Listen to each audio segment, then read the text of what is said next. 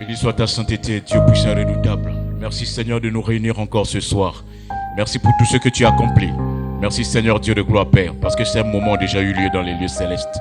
Dans ta bonté, dans ta grande miséricorde, Papa, je te recommande encore Seigneur, ces moments Père, Dieu puissant et redoutable. Saint-Esprit, c'est toi qui règnes Papa, en nous, avec nous. C'est toi qui es avec nous Seigneur. Même si nous ne ressentons pas ta présence, même si Seigneur Dieu de gloire, nous ne te voyons pas, mais une chose Seigneur, par les yeux de la foi en Christ Jésus, nous savons que tu es là. Béni soit ton Saint-Nom. Nous te rendons toute la gloire ce soir. Jésus-Christ bien-aimé. Merci mille fois. Amen. Est-ce qu'on peut acclamer pour le Seigneur? Alléluia. Bonsoir peuple de Dieu. Soyez la bienvenue encore à ce culte de relations et famille. Est-ce que tu peux dire bonsoir à celui qui est à côté de toi? Est-ce que quelqu'un va bien ce soir? Est-ce que je peux entendre ton oui ou ton amen? Est-ce que quelqu'un va bien ce soir?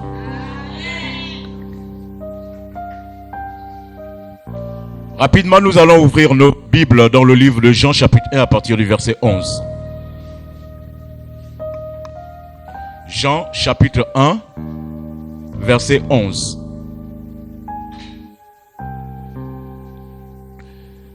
Je vais lire. Elle est venue chez les siens, et les siens ne l'ont point reçue. Amen. Non, s'il vous plaît, est-ce qu'on peut se lever? Je vais reprendre. Honorons la parole de Dieu. Je vous en prie.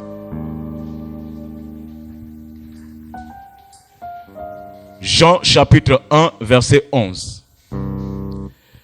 Elle est venue chez les siens, et les siens ne l'ont point reçue. Amen. On peut s'asseoir. Ce soir, dans le cadre de notre culte de chaque vendredi, relations et famille, nous continuons notre thème exclusion familiale partie 2. Alléluia. Exclusion familiale partie 2. Est-ce que quelqu'un est avec moi ce soir? Est-ce que tu es content d'être là? Amen. Exclusion familiale partie 2. Je commencerai par dire qu'il y a des moments dans la vie, des moments dans notre vie, où on a comme l'impression que tout bascule. Des instants où on se sent mis de côté, exclu, rejeté de la famille ou du cercle que l'on croyait appartenir. Est-ce que vous êtes avec moi?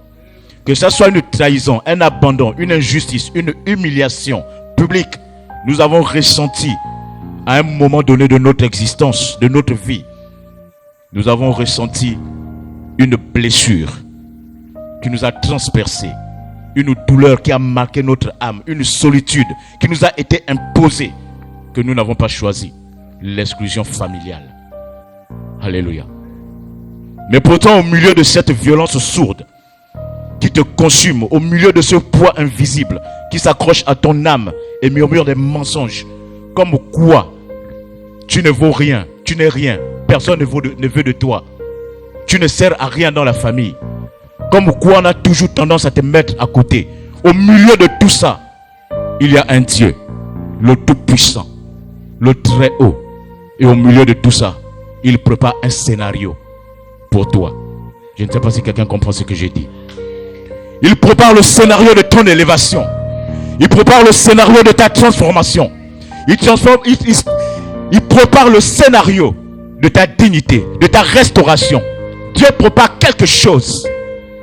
Et c'est de cela que nous allons épiloguer ce soir. Nous allons parler de 3 choses pour soutenir en fait ce que je suis en train de dire. La première chose, nous allons évoquer justement à partir de notre parole de Jean chapitre 1 verset 11, montrer comment Jésus notre Seigneur, lui aussi a vécu le rejet. Non seulement par sa famille selon la première partie que nous avons vue, mais une deuxième partie, le rejet par le peuple. Par le peuple au milieu duquel Dieu l'avait envoyé. Alléluia. Et la deuxième partie, nous allons parler de ce que Dieu a mis en toi et qui est plus grand que ce qui est dans le monde. C'est-à-dire les acquis. La grâce, lorsque l'Esprit Saint est descendu dans ton esprit, l'Esprit Saint a apporté des choses telles que le pardon. L'Esprit Saint a apporté des choses telles que la famille. L'Esprit Saint a apporté des choses. Et nous allons terminer tout simplement notre troisième partie. On terminera part, Dieu prépare un scénario pour toi. Amen. Dieu prépare un scénario pour toi. Jésus-Christ, lorsque nous lisons notre parole, a été aussi exclu par les siens. Mais vous allez remarquer quelque chose, c'est que depuis le livre d'Ésaïe au chapitre 53, à partir du verset 3, il y a une prophétie sur sa vie. Il y a quelque chose qu'on dit de lui depuis, avant même qu'il ne soit né. Ce que je veux dire à quelqu'un ce soir, c'est que parfois lorsque tu es là, tu penses que ta vie commence ici. Ta vie ne commence pas là. Ta vie a commencé quelque part. Ce qui est là, c'est ton corps. Mais ton esprit revient de quelque part. Il revient de l'éternité. Et il était en Dieu, auprès de Dieu. Je ne sais pas si tu es avec moi. Ton corps peut avoir 30 ans. Ton corps peut avoir 5 ans. Ton corps peut avoir 40 ans ou 50 ans. Mais ce n'est pas l'âge de ton esprit. Parce que ton esprit était en Dieu depuis l'éternité. Voilà pourquoi il dit, avant que tu ne sois formé dans le ventre de ta mère, je te connaissais. Avant que tu ne sortes, je te connaissais. Je t'avais établi depuis l'éternité. Voilà pourquoi il dit, avant la fondation du monde, je t'avais élu. Alléluia. Avant la fondation du monde. Et la Bible désigne Jésus-Christ comme un homme de douleur dans le livre d'Ésaïe chapitre 53 à partir du verset 3. Il le désigne comme un homme de souffrance. Un homme qui n'attirait en rien le regard. Parfois tu es là. Tu es mis de côté. Tu es rejeté. Parce qu'en réalité, quand les gens te regardent, ils ont comme l'impression que tu n'attires pas. Tu n'attires pas le regard. Ils ont comme l'impression que tu n'as pas le même diplôme qu'eux. Ils ont comme l'impression que tu n'as pas le même statut social. Alors ils commencent à te mépriser. Ils commencent à te rejeter. Ils commencent à te mettre à l'écart. Et c'est là ils emploient 4 attitudes. La première attitude, c'est l'humiliation. La deuxième attitude, c'est la trahison. La quatrième attitude qu'ils vont mettre en exergue, c'est l'injustice. Alléluia. Alléluia. Et ils vont procéder comme ça. Trahison, humiliation, injustice. Alléluia. Et lorsque nous lisons la vie de Jésus-Christ, nous allons remarquer cela. La quatrième attitude, c'est l'abandon. Quand vous parcourez la vie de Jésus, lorsqu'on lit depuis le livre de Jean, d'abord depuis le livre de Marc, chapitre 14, versets 5 à 8. Si quelqu'un a la page, je voudrais qu'on lise ça. Les injustices. Marc chapitre 14, versets 5 à 8. Verset 58, je voulais dire. 58. Parfois, tu es dans une famille. Lorsque quelque chose se passe, tu n'es même pas au courant de ce qui s'est passé. Mais c'est toi qu'on accuse. Tu n'es pas encore arrivé. Mais les gens se sont déjà réunis. Ils ont déjà parlé. Ils ont déjà trouvé le coupable. L'injustice. Tu es accusé faussement pour des choses même que tu n'as pas faites. Parfois on connaît même le coupable. Mais enfin de voir, de désigner le coupable dans la famille. Enfin de désigner le coupable parmi les enfants. Tout simplement parce que toi, c'est toi qu'on doit accuser. Parce que les gens se disent qu'ils n'ont pas besoin de toi. Alléluia. Alléluia. Et Jésus a vécu la même chose. Il a commencé à être accusé pendant qu'il parlait, pendant qu'il prêchait l'évangile, pendant qu'il annonçait le royaume des cieux. Ils ont commencé à dire qu'il est Belzébul, le prince des démons. Ils ont commencé à dire que c'est par même Belzébul qu'il chasse les démons. Alléluia. Ils ont commencé. Je ne sais pas si tu peux imaginer combien de fois tu peux balayer la maison, combien de fois tu peux nettoyer. Les parents ne sont pas là. Ce n'était pas ton tour. Tu as une grande maison, tu laves les assiettes, tu balayes, tu prépares. Et quand quelqu'un sort de là, il ne peut même pas te dire merci. Mais il trouve une raison de dire que le ménage est mal fait, de dire que la nourriture là, c'est mal préparé. Et parfois même quand tu es bien préparé, il regarde parmi les enfants. Il dit, oh je sens, quand je goûte cette nourriture, la douceur qu'elle a, je sens que c'est un tel qui a préparé. Mais on ne peut pas dire que c'est toi, pourtant c'est toi. Alléluia. Alléluia. À chaque fois, il y a des choses qu'on dit sur toi. des choses dont tu n'as même pas idée, que tu n'as même pas imaginé. Tu parais comme être l'enfant le plus poli de la maison. Tu es comme l'enfant le plus sage de la maison. Il y a des fous dans la maison. Mais chaque fois que tu vas faire une erreur, parfois c'est même pas toi. C'est toi qu'on va frapper. C'est toi qu'on va gronder. C'est ton nom qu'on va dispenser dans toute la famille pour dire que tu es mauvais. Mais pourtant tes frères font pire. À cause d'eux, les parents sont même déjà partis à la gendarmerie. À cause d'eux, les parents sont même déjà partis à la police. À cause d'eux, on t'a même déjà envoyé les parents chez les voisins pour dire que tel enfant a volé ceci, tel enfant a fait cela, tel enfant a fait cela. Mais lorsqu'il s'agit de toi, on fait les réunions familiales pour te désigner. L'injustice, la trahison. Lorsque nous lisons la Bible nous montre comment Jésus, je pense c'est dans oh Mando Rabayada Chantaraba Shekere Bobo, Luc chapitre 22 verset 48. Luc chapitre 22, est-ce que vous êtes avec moi? La Bible raconte une histoire où un temps est arrivé, un des disciples de Jésus, un des apôtres est parti le vendre, le trahir, et il vient avec un groupe de personnes pendant que Jésus est avec les autres à Gethsemane en train de prier. Il leur dit même que levez-vous, réveillez-vous, celui qui va me trahir est en train d'arriver. Et quand le gars arrive, il vient, il le fait un baiser. Et Jésus lui dit même, Judas, c'est par un baiser que tu livres le Fils de l'homme. La trahison. Des gens viennent dans ta vie en agneau, mais en réalité ce sont des loups ravisseurs, ce sont des lions.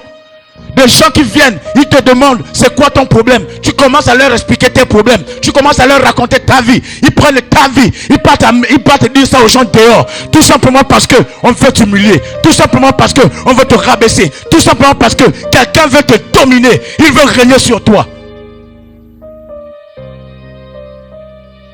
Et même dans l'église, nous avons souvent ces choses où des gens viennent en homme de Dieu, en serviteur de Dieu. Ils viennent en frère, ils viennent en sœur. Ils commencent à te dire qu'ils sentent ta douleur. Et quand tu commences à te livrer, quand tu commences à lui dire les choses, tu te rends compte que l'église est au courant de tout ce que tu as dit. Ou quelqu'un dans le quartier est au courant. Parfois même les membres de ta famille sont au courant des choses qui étaient dans ton cœur, que tu ne voulais en parler à personne. Mais tu as décidé de te livrer parce que tu estimais qu'il fallait que tu te délivres. Parce que tu estimais qu'il fallait que tu te libères. Alors tu t'es confié à quelqu'un. Mais cette personne t'a trahi. Parfois tu as aimé quelqu'un dans ta vie. Tu as aimé un homme, tu as aimé une femme. Quelqu'un que tu t'es livré, que tu étais prêt à mourir. Mais c'est la même personne à un moment de ta vie qui est prête à te lâcher. En plein vol. La trahison. Alléluia. Jésus aussi avait été trahi. Il a vécu la trahison. Homme de douleur. Il n'attirait en rien le regard. Sa vie était une vie de souffrance. Il y a des gens ici, depuis qu'ils sont nés jusqu'à présent, leur vie est un calvaire. Alléluia. Ils ne se sont pas encore sortis. Mais je suis venu te dire ce soir, tu vas sortir. Alléluia. Alléluia. Le Saint-Esprit va opérer à travers ces moments pour que tout ce qui t'a retenu, pour que tout ce qui t'a mis à l'écart, pour que tout ce qui t'a écrasé, ça va être démonté, pièce par pièce. Alléluia. L'abandon. Matthieu 26, verset 56. Il dit, mais tout cela est arrivé afin que les Écritures, afin que les écrits des prophètes fussent accomplis. Alors tous les disciples l'abandonnèrent et prirent la fuite. L'abandon. Tu es né dans une famille où le père est là, la mère est là, les frères sont là, mais tu vis comme quelqu'un qui n'a jamais eu de père, qui n'a jamais eu de mère, qui n'a jamais eu de frère. Tu es livré à toi-même, tu es abandonné. J'ai développé ce concept et je l'ai appelé le deuxième orphelin. Parce que le premier orphelin, au sens strict du mot, c'est celui qui n'a pas de père ou de mère. Mais toi, tu es orphelin. Mais tu vis dans la même maison, dans le même terrain familial que ton père et ta mère. Mais il n'y a personne pour te défendre. Il n'y a personne pour plaider pour toi. Chaque fois que tu as un problème, les gens te lâchent. Les gens te lâchent. Et tu ne comprends pas pourquoi. Parfois tu te dis c'est mon caractère. Parfois tu te dis non, c'est sûr que j'ai fait quelque chose de mauvais. Tu te culpabilises sur toi-même. Parce qu'on t'a déjà vendu. On t'a amené le nom. Tu ne peux pas te plaindre. Chaque fois que tu diras oh je ne suis pas d'accord, on va dire voilà il a commencé. C'est lui qui a la bouche. C'est lui qui est orgueilleux. C'est lui qui est violent. Tout ce qui est mauvais, c'est sur toi. Parce que tu n'as pas le droit de dire que ça là, je ne peux pas. Et tu es obligé de te serrer, de serrer ta vie, de la remettre comme dans une boîte. Parce que tout simplement, il faut rentrer dans la tête de quelqu'un pour lui faire plaisir. Tu dois vivre selon ce qu'il pense de toi. L'abandon. La Bible dit au moment où on a attrapé Jésus, tout le monde a fui. Tout le monde, tous les disciples, les gars qui mangeaient avec lui, qui dormaient avec lui, ils ont fui. Au point où même il y a un, Pierre, quand on le rencontre quelque part dans la cour du souverain sacrificateur, une femme le reconnaît, lui dit, oh, toi tu es avec lui. Le gars dit, je ne sais pas de quoi tu parles. Il est là nié. Il y a des gens qui ont refusé, certainement à cause de ton apparence physique, certainement à cause de ta stature sociale, certainement à cause de tes diplômes. Il y a des parents de frères qui ont refusé d'assumer que tu étais leur frère, que tu étais leur soeur. Parce que lorsqu'ils te regardent, ils ont honte de toi. Et ils commencent à te nier devant les gens. Alléluia. L'abandon. L'abandon. Le moment où instamment tu es assis, tu es seul quand tu as un souci. Dès que tu as seulement un souci, vous allez remarquer, hein, il y a des gens,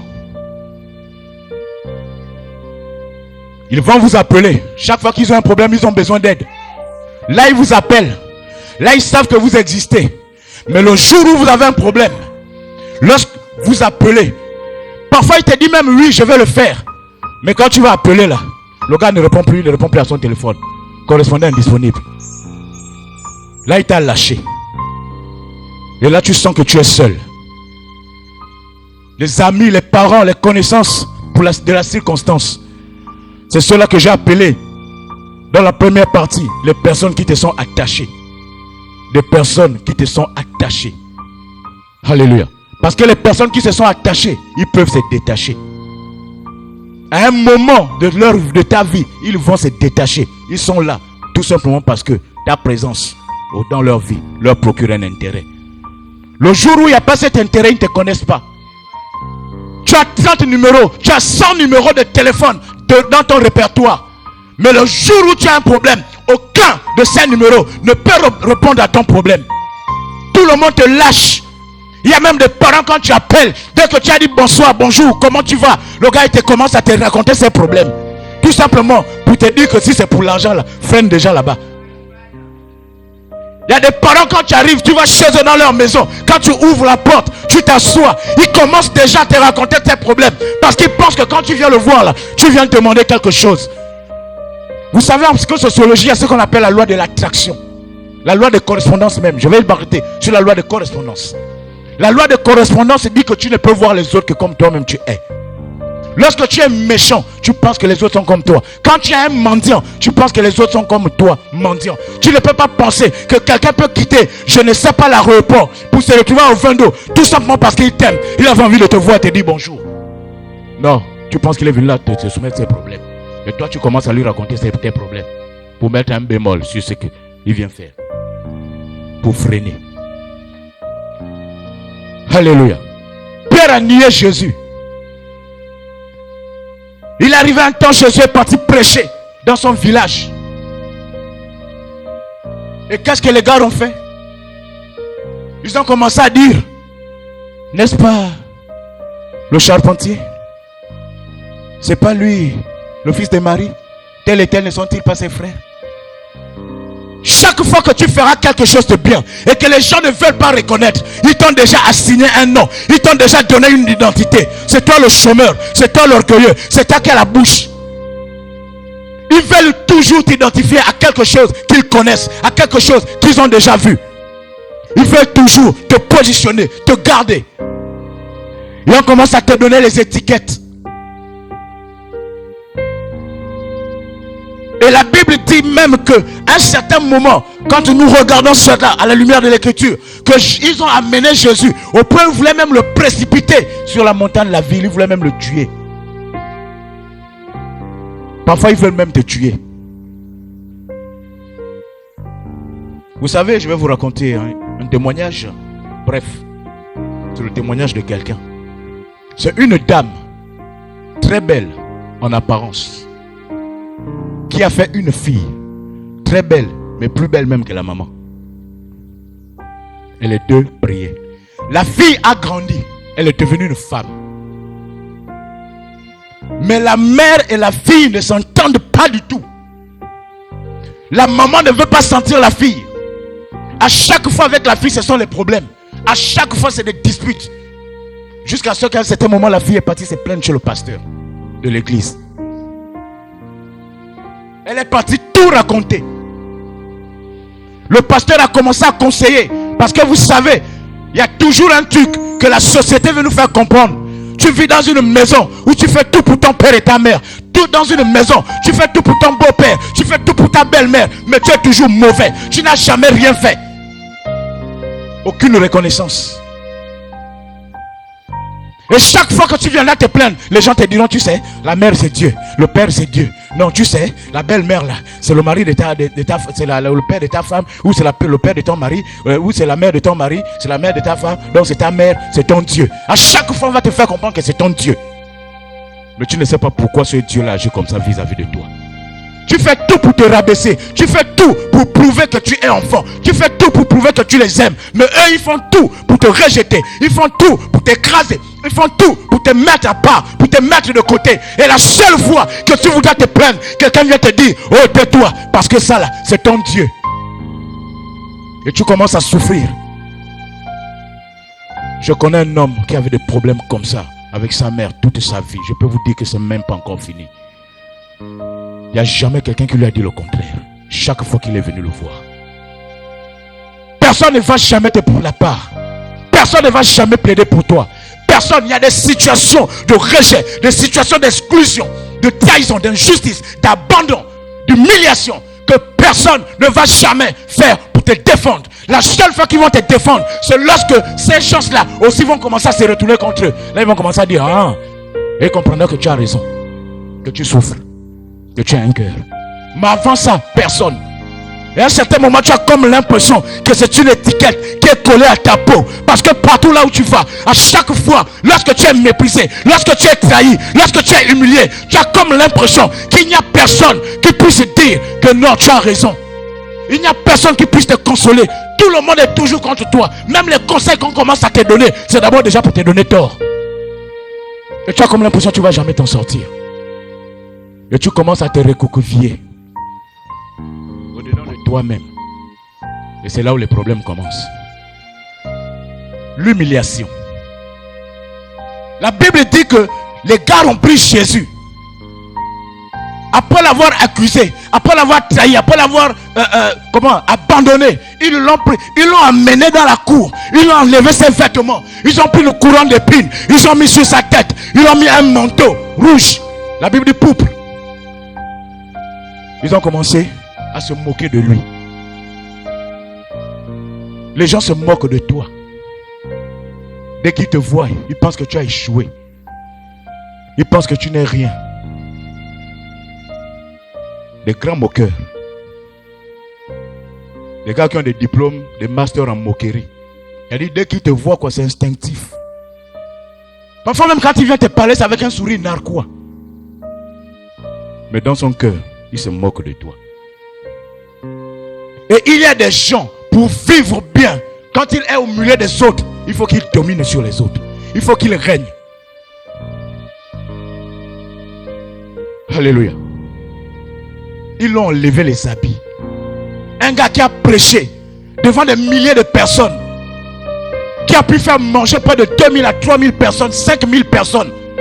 Un gars qui était honoré, un gars qui était un maître, Quand on vient déshabiller, on le laisse en calcif toute une journée, toute une nuit. Et la Bible dit, non seulement ils ne se sont pas arrêtés à se moquer de lui, mais ils l'ont mis au milieu des malfaiteurs. Un gars qui n'avait rien fait. Et c'est ça. On veut toujours te comparer. On veut toujours te mettre au milieu des méchants, au milieu des gens mauvais. Et on dit à tout le monde, chaque fois qu'un enfant dans la famille est en train de faire quelque chose, on commence à lui dire qu'il ne faut pas faire comme Guilain. Il ne faut pas faire comme Lewis. Il ne faut pas faire comme Cyriel. Oh. On commence. Tout le monde ne doit pas faire comme toi. Parce que toi, on t'a déjà catalogué, on t'a catégorisé, on t'a classifié, on t'a identifié. Et personne ne doit te ressembler. Ils l'ont mis au milieu des malfaiteurs. Ils ont fait des échanges. Dit que donnez-nous Barabbas et crucifiez Jésus. Parfois tu te bats pour des gens. Tu es dans une famille. Tu te bats pour des frères. Tu te bats pour des sœurs. Mais un jour, ce sont ces mêmes personnes-là qui vont revendiquer ta condamnation. Ce sont eux-mêmes qui préparent ta condamnation. L'humiliation. Quand tu es au milieu des malfaiteurs, un gars qui n'a rien fait, on l'a catalogué comme ça. Et parfois tu es là, tu ne comprends pas ce qui se passe. Quelqu'un est en train de voler là-bas, on commence à t'accuser. Oh non, il ne faut pas être comme le fils de tel. Il ne faut pas être comme Pamela, il ne faut pas être comme Guilain, il ne faut pas être comme Edwige. Alléluia. Un homme de Dieu m'a raconté une histoire. Il priait à l'église catholique, toute la famille.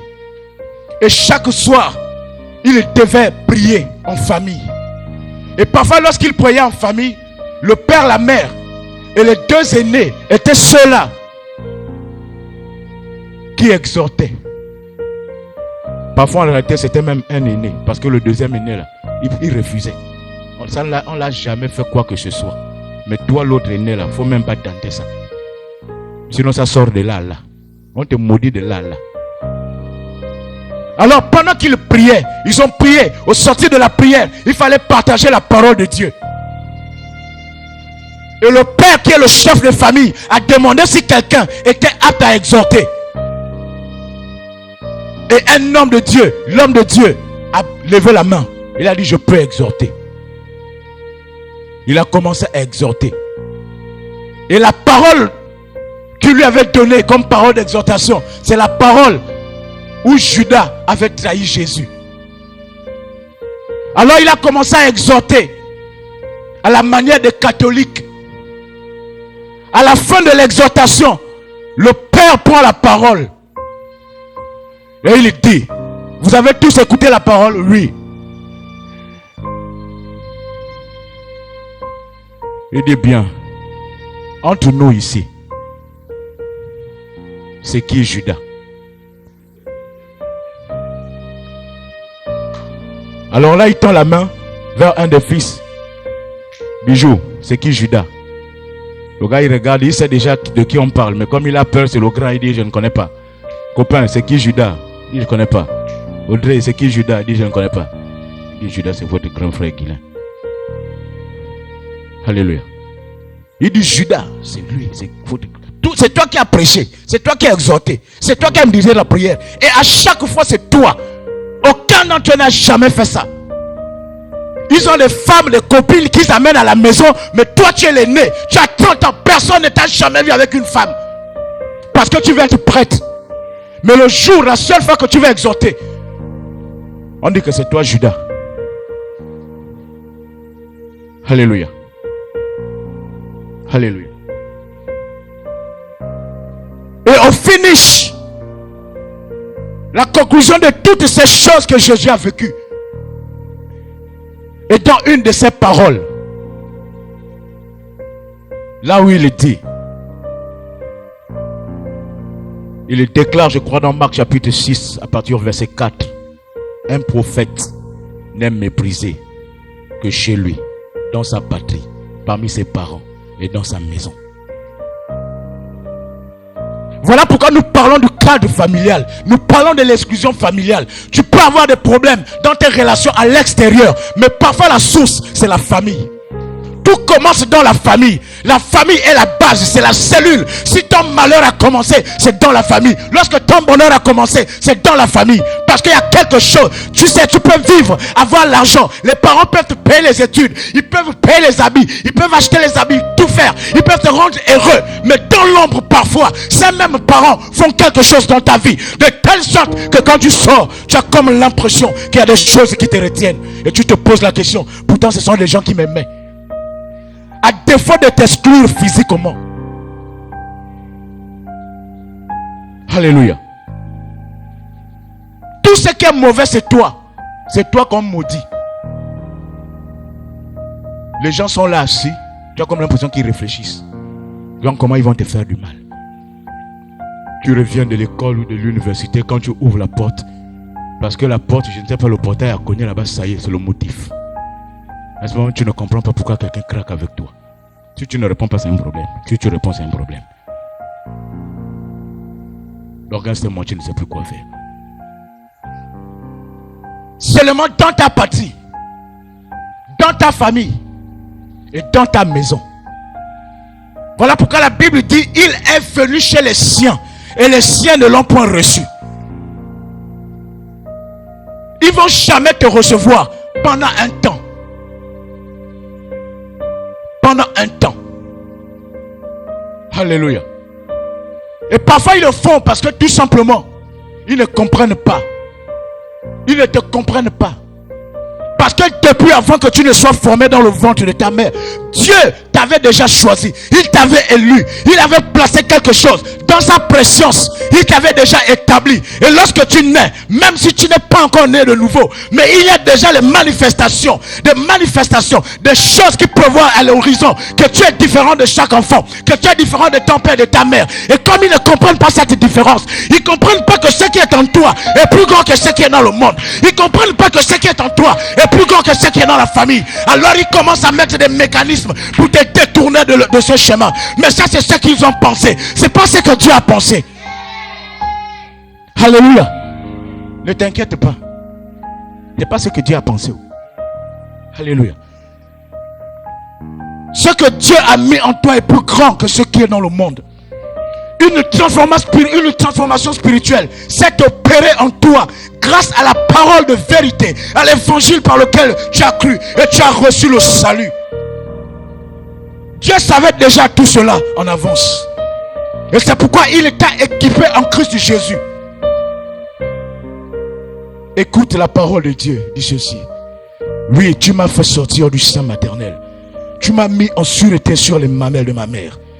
Dès le sein maternel, j'ai été sous ta garde. Dès le ventre de ma mère, tu as été mon Dieu. Psaume chapitre 22, verset 10 à 11. Psaume chapitre 22, verset 10 à 11. Oui, tu m'as fait sortir du sein maternel. Tu m'as mis en sûreté sur les mamelles de ma mère. Dès le sein maternel, j'ai été sous ta garde. Dès le ventre de ma mère, tu as été mon Dieu. Alléluia.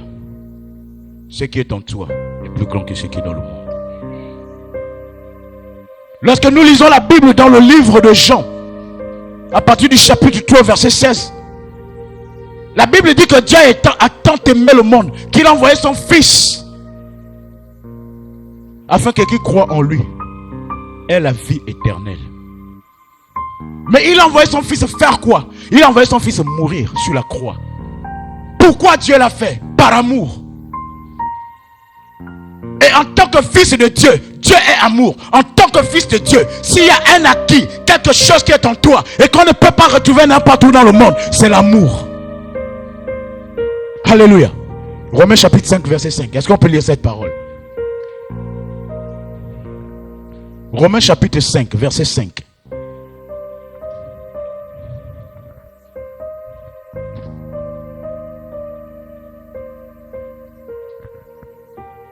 L'amour.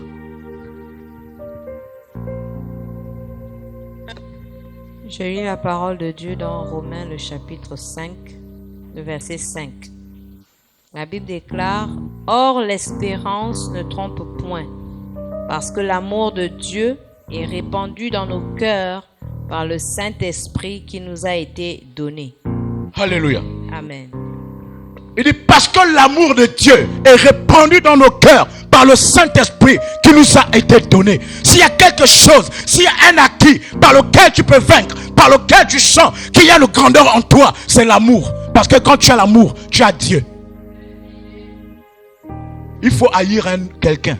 Il faut le mépriser, l'humilier pour montrer que tu n'as pas d'amour. Alléluia. S'ils ont fait ces choses, c'est parce que eux, ils n'ont pas ça. Mais tu l'as reçu. L'amour. Dieu t'a revêtu d'amour. L'amour d'abord pour Dieu. L'amour pour toi-même. Et l'amour pour ton prochain. Même celui-là qui t'a fait du mal. C'est pourquoi la Bible dit dans le livre de Luc, chapitre 10, au verset 17. Il répondit, tu aimeras ton prochain, tu aimeras ton Seigneur, ton Dieu. De tout ton cœur, de toute ton âme, de toute ta force et de toute ta pensée. Et ton prochain comme toi-même. Galates chapitre 5 verset 14 aussi dit la même chose. L'amour. D'abord, l'amour de Dieu. Dieu d'abord. Dieu d'abord. Celui qui t'a appelé, qui t'a aimé, qui t'a choisi. Qui a mis en toi son esprit. Tu dois d'abord l'aimer. Après aimer Dieu, tu dois t'aimer. Parce que tout ce qu'on a fait dans ta vie t'a amené à te dévaloriser, à être dur avec toi-même. Parfois quand tu fais des choses, parfois c'est bien fait, mais à cause qu'on t'a toujours dit que ce que tu fais est mal, tu as besoin parfois de la vie de quelqu'un et tu penses que c'est mal. Et tu ne t'aimes pas. Non, tu n'as pas bien compris ce que j'ai dit. Tu es dans ta maison, tu es en période de rentrée scolaire. Tu as 4 enfants qui doivent aller à un établissement privé. Mais un oncle t'appelle la fin du mois en pleine période de rentrée. Et il lui dit qu'il a besoin d'argent parce qu'il veut se marier au village. Et la seule somme que tu as, c'est ce que tu dois inscrire tes enfants. Est-ce que quelqu'un comprend ce que j'ai dit? Alors là, qu'est-ce que tu fais? Tu commences à te sacrifier. Sacrifier l'école de tes enfants. Sacrifier leur année scolaire. Pour donner d'abord au papa là qui veut se marier. La Bible dit aime ton prochain comme toi-même. Écoutez, aime ton prochain. Ça veut dire avant d'aimer ton prochain, tu dois d'abord t'aimer toi-même. Si tu n'aimes pas ton prochain, c'est qu'en réalité même toi-même là tu ne t'aimes pas. Alléluia. L'amour. Tu t'es dévalorisé parce que tu as été humilié. Tu as pensé dans ta tête que tu es zéro. Tu as pensé que les gens ne t'aiment pas. Tu as même prophétisé, déclaré des paroles sur ta vie en disant que tu es malchanceux. Que les gens ne t'aiment pas. Et parfois quand quelque chose arrive, tu te dis oh, comme d'habitude. Le sang de l'iguane, le sang du gorille. Ça ne peut arriver qu'à moi. Quelles sont les choses de mon corps? Ça ne peut tomber que sur moi. Et parfois il y a un gars qui est à côté qui te connaît qui dit comme d'habitude. Alléluia. Tu veux te sacrifier. Parce que tout simplement tu veux plaire à quelqu'un. Tu veux plaire à un groupe d'hommes. Tu es là, tu as souffert, tu as galéré. Tu as rencontré un homme qui s'occupe de toi, qui s'occupe des enfants, qui t'a pris, qui t'a mis quelque part. Mais à chaque fois, quand il y a des réunions familiales, lorsqu'il y a des cérémonies, quand on dit on doit cotiser, tu veux montrer que non, tu peux cotiser plus que les autres. On a dit la cotisation c'est 10 000. Mais toi, je ne sais pas ce que tu veux prouver, tu donnes 50 000. On a dit c'est 10 000. Donne 10 000. Tu veux prouver quoi à qui? Alléluia. Tu dois t'aimer. Et tu dois comprendre qu'en réalité, s'il y a quelqu'un qui est très important sur terre, la personne la plus importante dans ta vie sur terre, c'est toi d'abord. C'est toi d'abord. Ne laisse pas les gens penser de toi ce que tu n'es pas. Et ne fais pas des choses pour les aimer. Parce que tu sais, il y a des environnements dans lesquels tu iras. Tu peux tout faire, tu peux être correct, tu peux être juste, tu peux donner, tu peux soutenir. Mais il y aura toujours des gens qui ne t'aiment pas et qui ne t'aimeront jamais. Alléluia. Le temps est arrivé où nous devons arrêter de faire plaisir aux gens parce qu'ils pensent des choses sur nous. On n'est pas là pour faire plaisir. Ils t'aiment, Dieu soit loué. Ils ne t'aiment pas, Dieu soit loué. Mais toi, tu dois l'aimer. Alléluia. Alléluia.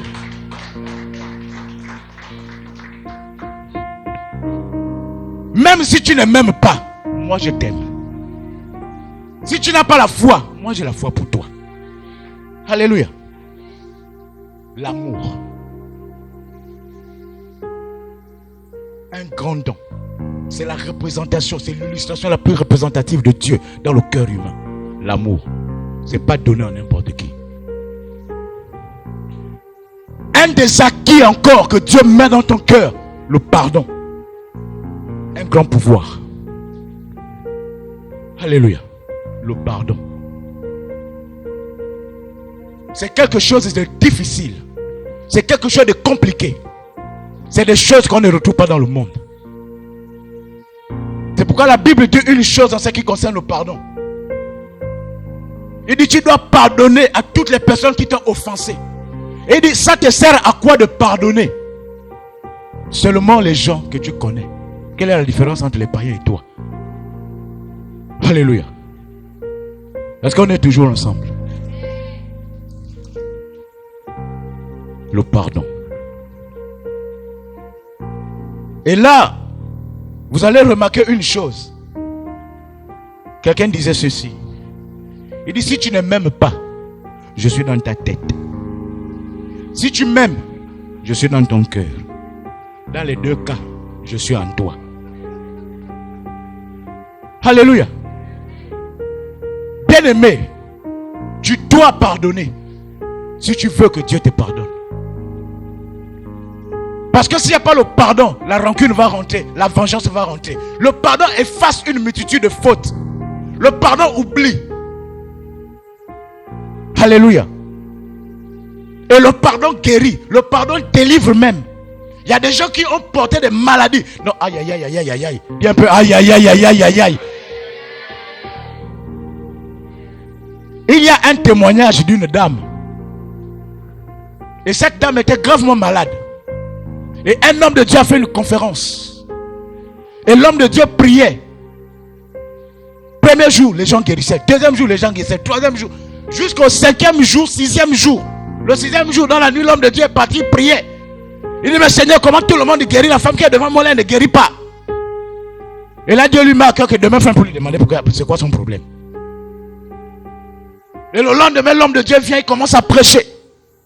Et quand il commence à exercer le ministère, les gens guérissent, mais la dame là ne guérit pas. Il demande à la dame là, maman, c'est quoi ton problème? La dame dit, je n'ai pas de problème. Il dit, non, Barry, tu as un problème. La dame dit que moi, je n'ai pas de problème. Il dit que Dieu me dit que toi, tu as un problème. C'est quoi? Il faut que tu me dises. Et la dame commence à pleurer. Et son problème, c'est qu'elle était mariée à un homme. Et à un moment de sa vie, l'homme l'a abandonnée. Elle n'a jamais pardonné à cet homme. Et ça l'a rendu malade. Parfois nous avons des maladies. Oh, j'ai la tension. Oh, je ne me sens pas bien. Oh, j'ai les céphalées. Parce que toi là, dans ton cœur, il y a un gars que tu as attaché là-bas. Il y a une femme, il y a un papa, il y a une maman qui est attachée, qui est liée. Enchaîné, bloqué. Mais vous savez le problème. Bien aimé, le problème avec le pardon, le problème avec le fait de ne pas pardonner et qui fasse en sorte que tu sois malade. Pourquoi tu es malade? Pourquoi ça te rend mal à l'aise? Pourquoi ça te déstabilise? Parce que lorsque quelqu'un en fait te fait du mal, il te fait du mal, c'est sous l'influence d'un mauvais esprit. Donc c'est une mauvaise énergie. Et lorsque ce mal-là t'a fait, ça veut dire que l'énergie a pu rentrer en toi. L'énergie de cette personne-là est rentrée en toi. Et quand cette personne, quand l'énergie rentre en toi, l'énergie habite en toi. Ça veut dire que même si la personne est chez elle, tout ce qu'elle fait de mauvais, tu ressens ça. Tout ce qu'elle fait qui est méchant, qui est mauvais, tu ressens ça dans ton cœur. Quand elle va aux toilettes, c'est dans ton cœur aussi, ça va aux toilettes. Quand elle vomit, dans ton cœur aussi, ça vomit. Là, il faut que vous compreniez. C'est des choses tellement spirituelles que les gens ne comprennent pas. Alléluia. Son énergie est en toi. Donc il est en toi. Parce que tu l'as lié, tu l'as enchaîné. Or, lorsque tu pardonnes, tu te libères. Parce que quand tu pardonnes, il faut comprendre une chose. Lorsque tu pardonnes, tu ne pardonnes pas tout simplement dans le but d'effacer, dans le but de libérer la personne qui t'a fait du mal. Non. En réalité, quand tu pardonnes, c'est pour te libérer toi-même. Parce que le problème, c'est toi d'abord. Le pardon. Est-ce qu'on est ensemble? Tu ne peux pas t'accrocher. Ça dit en fait, lorsque tu dois prier, tu dois confesser. Et tu dois dire, Seigneur, je pardonne à cet homme. Je pardonne à mon père. Je pardonne à ma mère. Et je les libère de toute dette envers moi. Tu dois libérer ces personnes-là dans ton cœur. Arrête d'attacher les gens dans ton cœur. Parce qu'ils t'ont fait du mal. Parce qu'ils t'ont offensé. Parce qu'ils t'ont blessé. Parce qu'ils t'ont rejeté. Non. Dieu ne t'appelle pas à ça. Dieu t'appelle à pardonner. Le pardon a une puissance que vous n'avez pas idée. Ça décante beaucoup de situations. Ça guérit beaucoup de maladies. Ça libère, ça délivre. Je suis venu prophétiser ce soir au nom puissant de Jésus. Que Dieu te donne la force de pardonner. Quelle que soit la personne que tu as enchaînée dans ton cœur, quelles que soient les personnes que tu as liées dans ton cœur, je déclare dans le nom puissant de Jésus que l'onction du Saint-Esprit te saisisse, qu'il te saisisse et qu'il te donne la force de libérer toutes ces personnes-là. Amen. Est-ce que tu peux acclamer pour le Seigneur? Alléluia. Marc chapitre 11 verset 25 dit: et lorsque vous êtes debout, faisant votre prière, si vous avez quelque chose contre quelqu'un, pardonnez, afin que votre Père qui est dans les cieux vous pardonne aussi vos offenses. Le pardon a un pouvoir et une puissance inimaginable. Alléluia. Le pardon. Libère-toi. Ne garde pas quelqu'un dans ton cœur. Dieu veut travailler avec toi. Dieu veut t'amener quelque part. Dieu est en train de préparer un scénario pour toi. Moi aussi longtemps que tu retiens les gens dans ton cœur parce qu'ils t'ont fait souffrir, parce qu'ils t'ont rejeté, parce qu'ils t'ont méprisé, parce qu'ils t'ont humilié. Tu demeures dans la même situation. Alléluia. Mais je sais que ce soir, quelqu'un a été délivré, libéré. Dans le nom puissant de Jésus. Alléluia. Cette deuxième partie, nous allons chuter par ce dernier point. La famille. Autre chose que Dieu te donne en Christ, c'est la famille. La famille spirituelle. C'est pourquoi la Bible parle dans le livre de Psaume chapitre 8 à partir du verset 7. Il dit: Dieu donne une famille à ceux qui étaient abandonnés. Alléluia. C'est pourquoi je voudrais parler, Église. Faisons attention. Il y a des gens qui viennent ici, qui sont des blessés de guerre. Des gars frustrés. Et parfois quand ils viennent, nous devons les recevoir dans l'amour. Et nous devons leur pardonner. Parce que vous devez comprendre une chose. C'est que le fait que quelqu'un qui a vécu, d'abord quand tu as vécu l'exclusion familiale, lorsque tu as vécu le rejet, lorsque tu as vécu des humiliations, la trahison, l'abandon, les injustices, ça développe chez toi la colère, la haine, la frustration, la susceptibilité. Et parfois tu as un comportement bizarre. Et les gens ne comprennent pas pourquoi tu as un comportement bizarre. En réalité, quand on te regarde en profondeur, tu as un bon cœur. Mais lorsqu'on regarde en superficiel, tu es violente, tu es agressive, tu es aigrie, tu es jalouse, tu es bizarre. Dites bizarre. Mais parce que c'est pas toi. Ce sont les blessures. La colère est une blessure de l'humiliation. C'est une blessure du rejet, de l'exclusion. Tu portes des marques, tu portes des blessures qui sont indélébiles et qui pèsent sur ton âme. Tu portes une souffrance, une douleur qui ne parle pas, qui ne dit pas son nom et que quelqu'un ne peut pas voir à l'œil nu. Seul l'Esprit de Dieu peut révéler cela. Dieu envoie ces gens ici parce que nous sommes une famille. En Christ et Jésus, il n'y a pas de riches, il n'y a pas de gros, de minces, des hommes, des femmes. Il n'y a pas de nationaux, des étrangers. En Jésus-Christ, nous sommes un. Donc quand quelqu'un vient ici, peu importe sa forme physique, peu importe son statut social, peu importe, il est membre de l'église, du corps de Christ. Nous sommes un corps, un même corps. Recevons bien les autres. Faisons attention. Parce que la Bible dit que d'aucuns, en pratiquant l'hospitalité, ont reçu choses des anges. Quelqu'un peut venir dans l'église, aussi minable soit-il. Vous savez, je vais vous dire une chose. Lorsque Dieu te choisit, lorsque Dieu veut faire quelque chose dans ta vie, il ne te prend pas au milieu des applaudissements. Il te prend toujours au milieu des humiliations. Il te prend toujours au milieu de la souffrance. Il te prend au milieu de la galère. Il te prend au milieu de là où on t'a laissé, là où on t'a délaissé, là où on t'a rejeté, là où on t'a méprisé, là où on t'a humilié, là où on t'a insulté. C'est là que Dieu te prend pour faire quelque chose dans ta vie. Et il peut envoyer quelqu'un ici qui a été blessé, quelqu'un ici qui a été humilié, quelqu'un ici qui a été écrasé, dominé, manipulé, parce que tout simplement il y a aussi quelqu'un dans cette église qui a besoin de la connexion avec lui. Parfois ta délivrance, ta bénédiction ne se trouve pas nécessairement avec le pasteur ou avec l'évangéliste. Parfois c'est à côté d'un frère, une soeur qui est à côté de toi. Mais si tu méprises ce frère, cette soeur-là, parce que tu vois qu'à chaque fois quand elle arrive, les habits ne sont toujours pas repassés, elle est toujours en babouche, au lieu de lui trouver les habits, quand tu te mets à te moquer, tu te mets à mépriser. Même pour dire bonjour, là, tu fais la même comme ça. Donc c'est lui qui doit serrer, même quand tu veux serrer, là, tu as déjà enlevé. Faisons attention, bien-aimés. L'église est ta famille spirituelle. Ta famille spirituelle. Et je vais vous dire une chose. Quand vous entendez parler de père spirituel, de mère spirituelle, de famille spirituelle, il y a une grande délivrance qui s'opère là-dedans lorsque tu te sens concerné. Si ta mère biologique t'a maudite, ta mère spirituelle peut enlever la malédiction. Si ton père biologique t'a maudit, ton père spirituel peut enlever la malédiction. Ça veut dire que lorsque ta famille biologique t'a maudit, t'a rejeté, ta famille spirituelle peut enlever cette malédiction et peut remplacer l'amour par l'amour. Alléluia. Est-ce que vous comprenez ça? C'est un mystère et c'est grand. Alléluia. Donc nous devons recevoir les autres.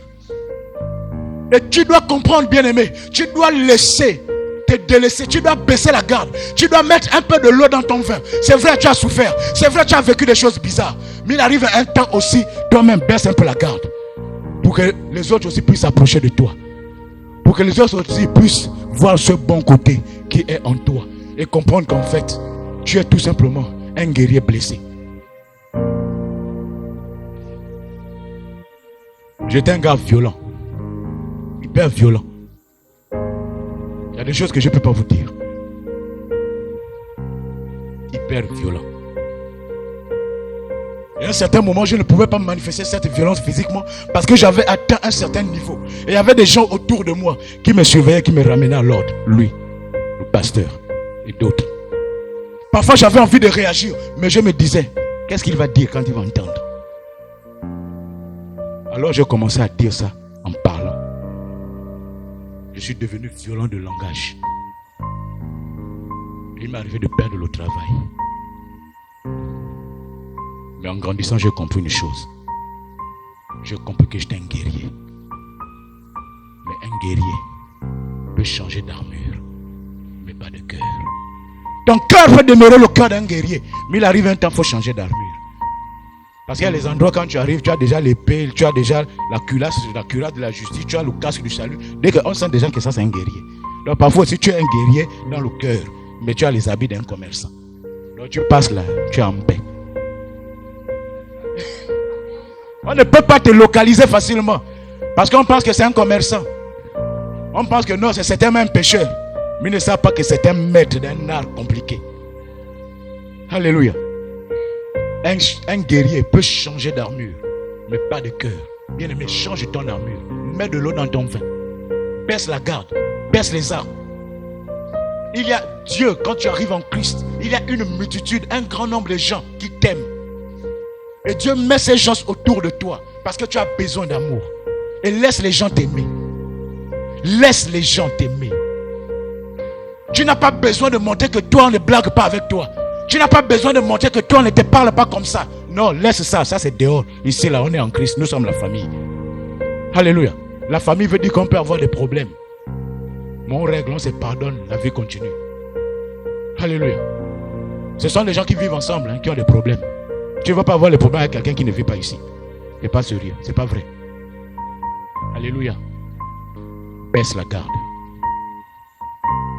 Tu es entouré d'amour. Ne promène pas des regards inquiets. Alléluia. Dieu t'a placé au bon endroit. Dis que Dieu m'a placé au bon endroit. Alléluia. C'est pourquoi la Bible dit dans le livre de Psaume, je crois, chapitre 27, à partir du verset 10. Il dit, ton père peut t'abandonner. Je crois que ton père et ta mère. Est-ce qu'on peut lire ça? Psaume 27, verset 10. Psaume 27, verset 10.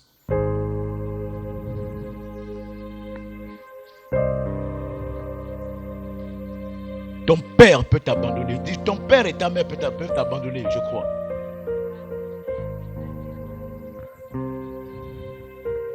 Alléluia. Ton père et ta mère t'abandonnent, mais l'Éternel te recueillera. Lorsque tu es rejeté, Dieu te récupère. Lorsque le monde te méprise, Dieu lui t'accepte. Il ne va jamais t'abandonner. Voilà pourquoi il dit, il est avec toi. Et il t'aime. Alléluia. Il est avec toi. Et il t'aime. La Bible dit dans 1 Pierre 4, verset 9. Il dit, exercez l'hospitalité les uns envers les autres, sans murmure. Exercez l'hospitalité. Parfois les gens que vous voyez bizarres dans l'église là, ce sont les blessures de la souffrance, de l'humiliation, de la trahison, de l'abandon. Et ça se manifeste comme ça. Ils ont besoin de vous. Ils ont besoin de nous. Nous avons besoin les uns des autres. Et nous devons nous soutenir. Amen. Est-ce qu'on est toujours ensemble? Est-ce qu'on peut acclamer pour le Seigneur?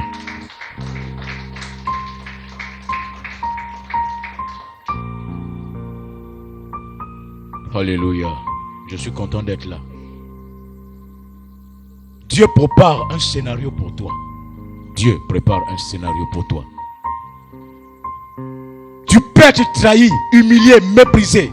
Mais Dieu utilise l'exclusion comme un outil divin pour te repositionner, pour te purifier et pour te préparer à quelque chose de plus grand.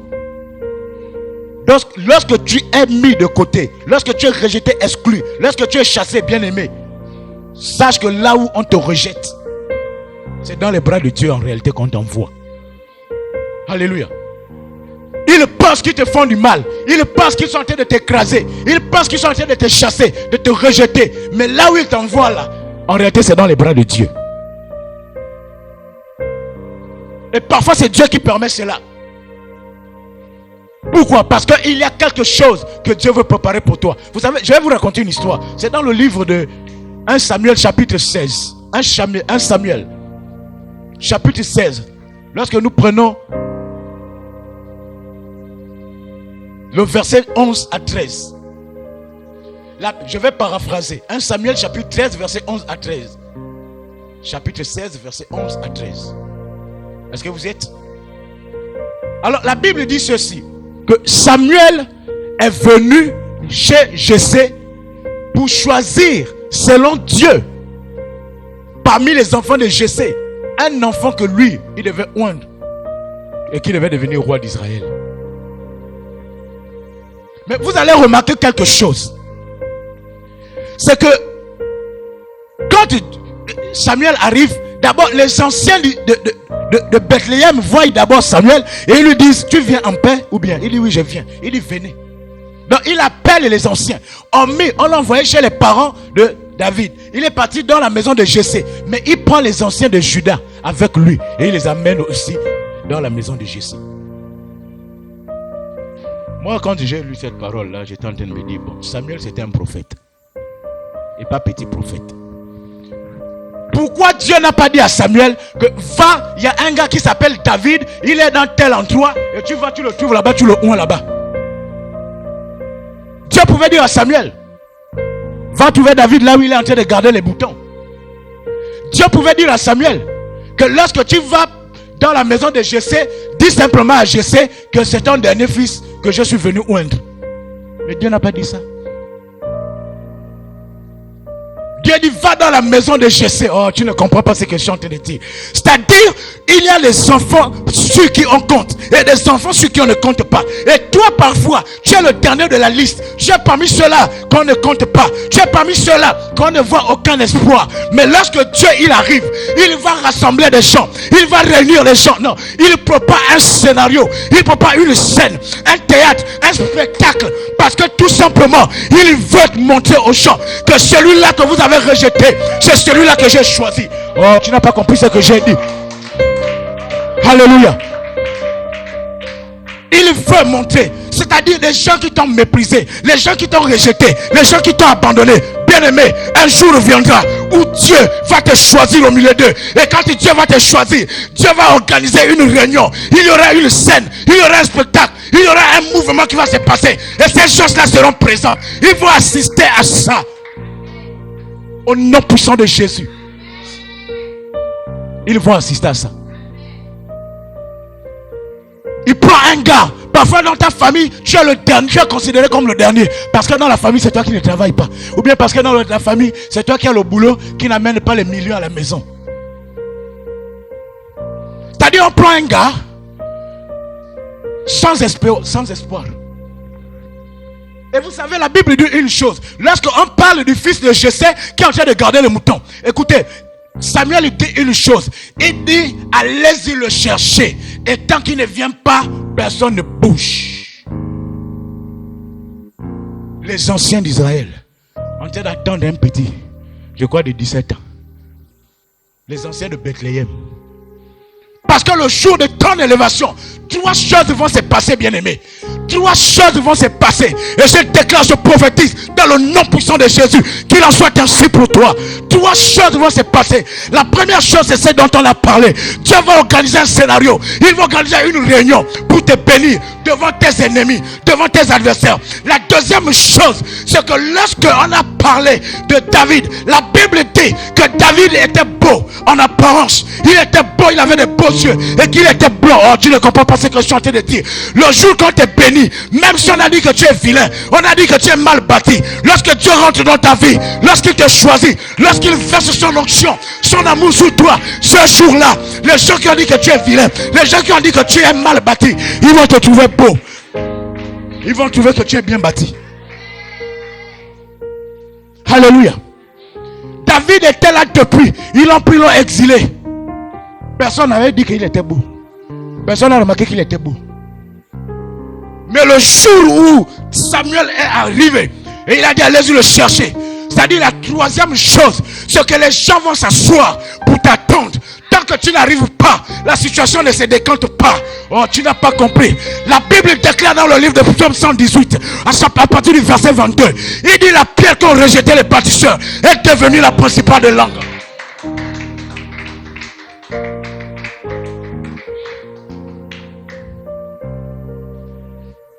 La pierre qu'ont rejeté les bâtisseurs est devenue la principale de l'angle. Les gens vont s'asseoir. Ils vont assister à ta bénédiction. Et des temps vont arriver dans ta vie où tant que tu n'es pas là, personne ne se lève. Quand tu n'es pas là, la situation ne peut pas te décanter. Parce que c'est toi qui es la pierre vivante, la principale de l'angle. Alléluia. Regardez un homme comme Jephthé. Juge chapitre 11 verset 1. La Bible dit que les frères de Jephthé l'ont rejeté. Ils lui ont dit que tu ne peux pas hériter de la maison de notre père. Parce que toi tu n'es pas le fils. Nous ne sommes pas, je crois, de la même mère. Alléluia. Les gens t'ont rejeté parce qu'ils pensent que tu es un demi-frère. Ils pensent que tu es une demi-sœur.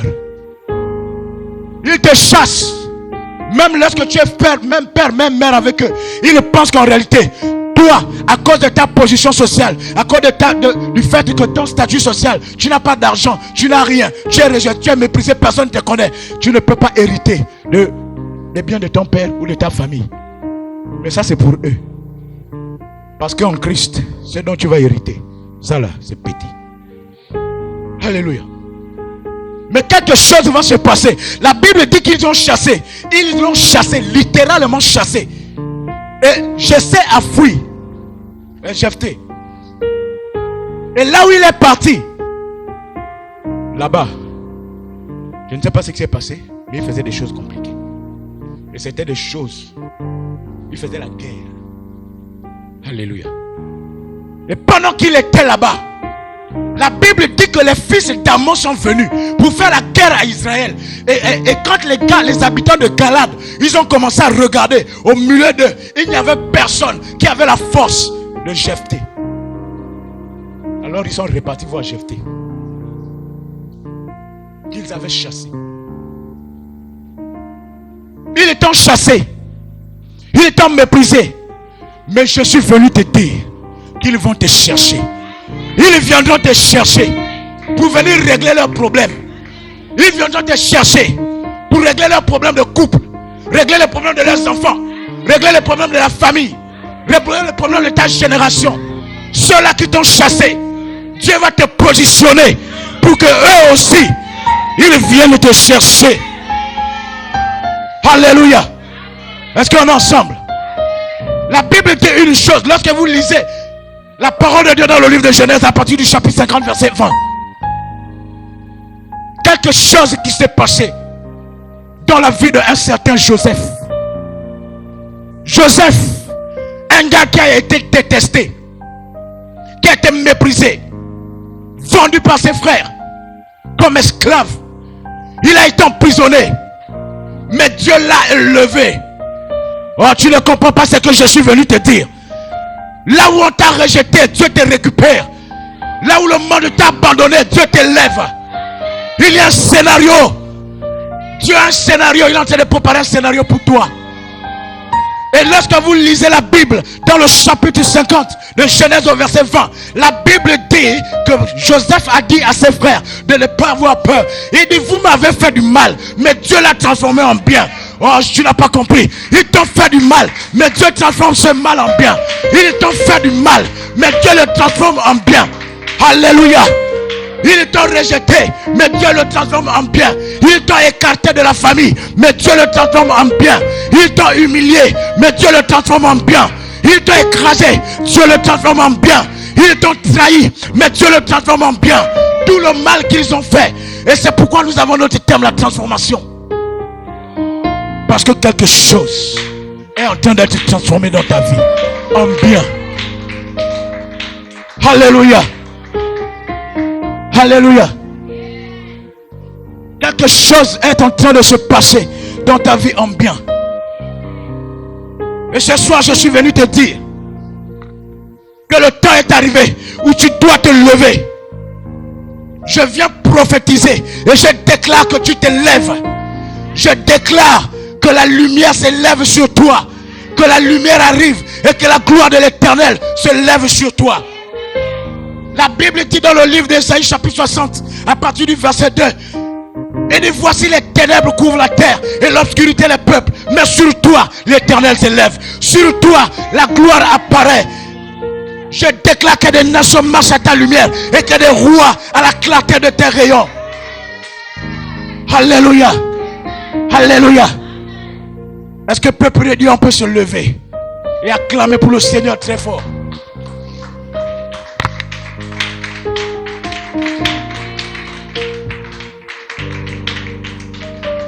Alléluia. Je voudrais que tu ouvres ta Bible.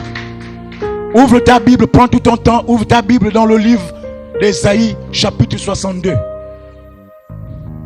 On va lire ça ensemble. Je vais te montrer quelque chose. Ésaïe chapitre 62.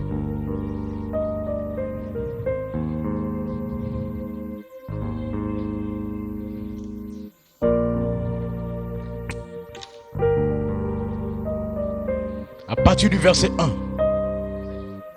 Ésaïe 62.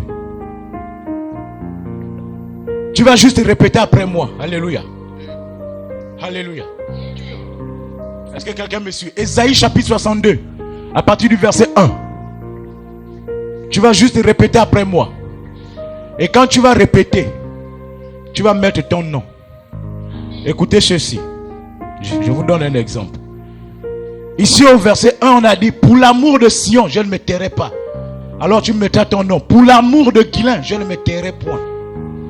Pour l'amour de Guilain, je ne prendrai point de repos. Donc tu mets ton nom. Alléluia. Nous allons lire ensemble. 1, 2, 3, allons-y. Pour l'amour de Guilain, je ne me tairai point. Pour l'amour de Michel, je ne prendrai point de repos. Jusqu'à ce que son soleil paraisse comme l'aurore et sa délivrance comme un flambeau qui s'allume. Alors les nations verront ton salut et tous les rois ta gloire. Et l'on t'appellera d'un nom nouveau que la bouche de l'Éternel déterminera. Tu seras une couronne éclatante dans la main de l'Éternel, un turban royal dans la main de ton Dieu. Amen. On ne te nommera plus délaissé. Amen. On ne te nommera plus la terre de désolation. Amen. Mais on t'appellera mon plaisir en elle. Amen. Et l'on appellera ta terre épouse. Amen. Car l'Éternel met son plaisir en toi. Amen. Et ta terre aura un époux. Amen. Alléluia. Amen. Est-ce que tu peux acclamer encore pour le Seigneur? Alléluia.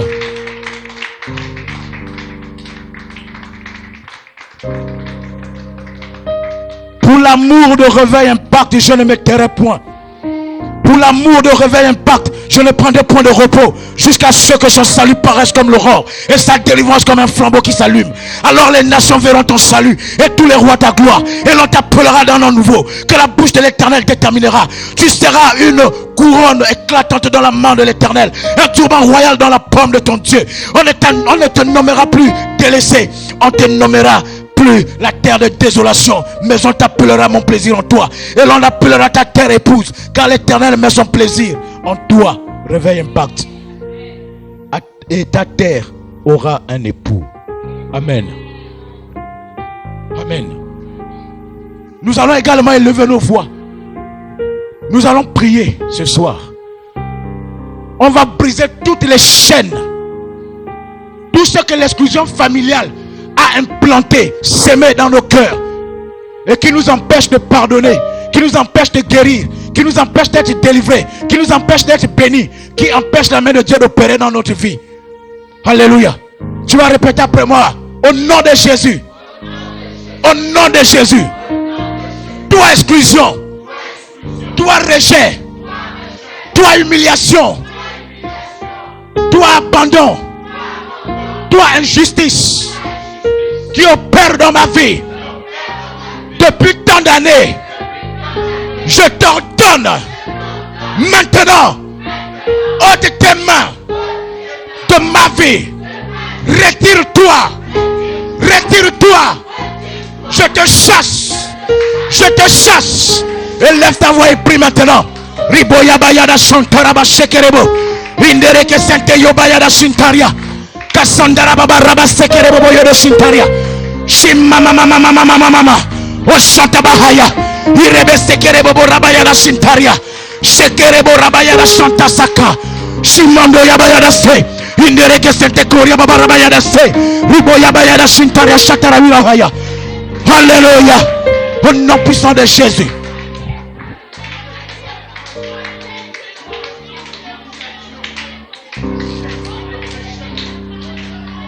Je chasse toute sémence. Je chasse toute sémence du rejet, de l'exclusion familiale, toute sémence de l'humiliation, du mépris. Au nom de Jésus. Alléluia. Amen, amen. Amen. Nous allons renverser les autels générationnels, parce que parfois ce sont des choses qui nous poursuivent et nous les appliquons aussi avec nos enfants. Mais si des autels générationnels se sont levés dans la vie de quelqu'un de telle sorte que ça soit héréditaire chez toi, nous allons renverser les autels du rejet. Nous allons renverser les trônes et les esprits qui sont assis sur ces trônes. Nous allons proclamer le feu contre tous les prêtres de Satan qui opèrent dans la famille, dans le domaine du rejet, de l'exclusion. Au nom de Jésus. Au nom de Jésus. Je me lève ce soir par la vertu du Saint-Esprit. Je brise tous les autels. Tous les autels.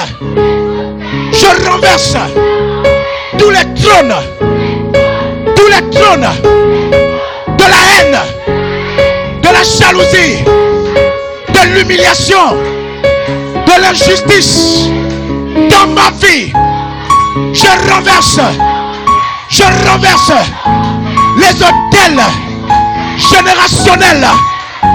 Je renverse les trônes générationnels qui opèrent dans ma vie à travers le rejet, à travers l'exclusion familiale. À travers l'exclusion familiale. Au nom de Jésus. Au nom de Jésus. Au nom de Jésus. Alléluia. Amen. Est-ce qu'on peut encore acclamer? Karado chaparade là-bas.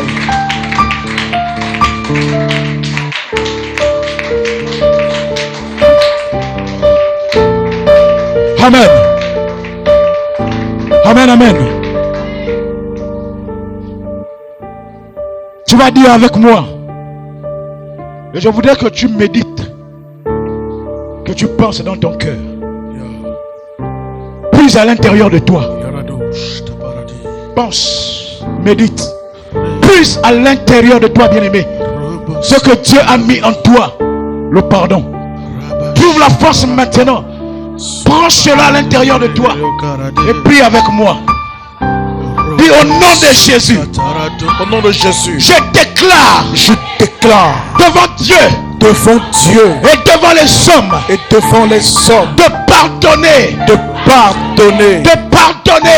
pardonner. Je pardonne à mon père. Je pardonne à ma mère. Je pardonne à mon beau-père. Je pardonne à ma belle-mère.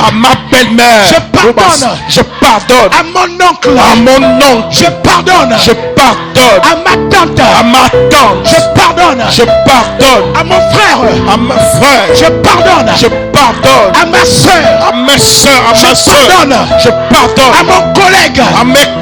Je pardonne à mes chefs au travail. Tout le mal, tout le rejet, toutes les humiliations, toutes les injustices, tout l'abandon qu'ils ont fait à mon égard. Au nom de Jésus. Je déclare. Je les pardonne. Je leur pardonne. Et je les libère. De toute tête. Envers moi. Toute tête.